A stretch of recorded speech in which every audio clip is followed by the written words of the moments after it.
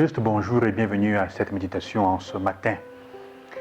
L'évangile que nous écoutons aujourd'hui de Luc au chapitre 6 demande que nous revoyions notre façon d'être chrétien, notre engagement. Tant que la recommandation de l'évangile d'aimer, aimez-vous les uns les autres, reste générique, il est facile de s'accommoder, de la prendre comme elle vient, d'être sympathisant.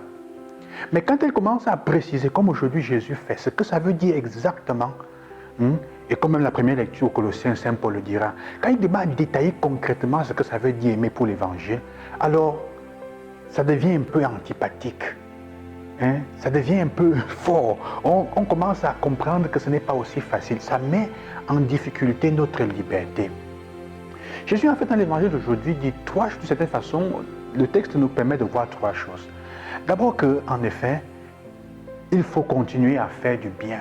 L'appel de l'évangile l'appelle à faire du bien, coûte que coûte, dans toutes circonstances. Mais pourquoi? Pas d'abord parce qu'on gagne quelque chose ou on a peur de l'en faire. Mais parce que d'abord, ça fait que nous nous tenions dans le positif. C'est d'abord pour se protéger soi-même. C'est pour ça qu'aujourd'hui, je pense que l'appel à faire le bien dans toutes les circonstances aujourd'hui est une affaire de créer des courts-circuits. C'est un court-circuit. Le mal se présente en face de toi. Il ne doit pas entrer pour te corrompre. L'unique façon de le faire, c'est de faire le bien. Malgré tout. Pourquoi? Parce que l'évangile te fait comprendre que pour faire ce bien, il faut être radical. Si tu aimes parce que les autres aiment, comme parce que tu attends quelque chose en retour, si tu donnes parce qu'on va te redonner, il dit, en quoi est-ce que tu es différent des autres? La radicalité chrétienne et le bon chrétien se voit dans le moment où on doit aller au-delà de ce qui est le minimum. On doit sortir d'une certaine médiocrité. C'est pour ça que c'est compliqué, c'est difficile. Aujourd'hui, Jésus nous donne les motivations de dire, d'abandonner l'être chrétien et de le suivre. La deuxième chose, c'est en fait que Jésus dira, la mesure que tu utilises pour les autres sera utilisée aussi pour toi. C'est une invitation à revoir la manière avec laquelle ce que nous utilisons comme mesure pour les autres. Quelle est la qualité de ton amour? Saint Paul dira en effet qu'il y a l'amour qui est le lien le plus parfait. C'est la perfection de l'amour qui nous est demandée. Alors si tu veux couper, si tu veux empêcher le mal de passer par toi, il faut aimer. Tu n'as pas d'autre choix que de continuer à agir et à faire le bien. En fait, l'évangile nous dit, tu ne reçois de la vie que ce que tu donnes. Je vais vous le dire avec une autre histoire. C'est l'histoire d'un enfant qui est en montagne avec son papa, qui se balade dans la forêt, et à un moment, il cogne son pied et il tombe. Alors il est tellement fâché, énervé qu'il commence à crier. Il crie « Ah !» et il entend un son qui lui revient « Ah !» encore. Il dit, mais qu'est-ce qu'il y a? C'est quoi ça? Il ne connaissait pas ce que c'était. Il dit, monte-toi, c'est qui est en train de parler? Monte-toi, tu es un lâche. Et la voix lui revient encore, monte-toi, tu es un lâche. Il se tourne vers son papa, il dit, mais qu'est-ce que c'est? Son papa dit, attends.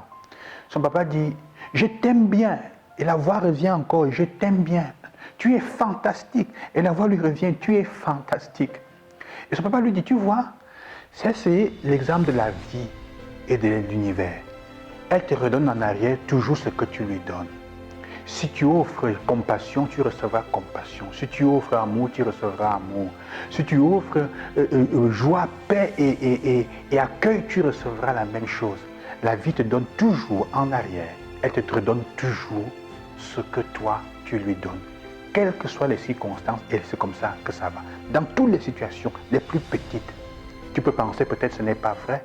Mais si tu regardes dans ta vie, tu verras que même les personnes à qui tu as aimé, même si ce ne sont pas elles qui te donnent en retour, Dieu Seigneur prend soin de toi à travers d'autres autour de toi. Il te le redonne toujours.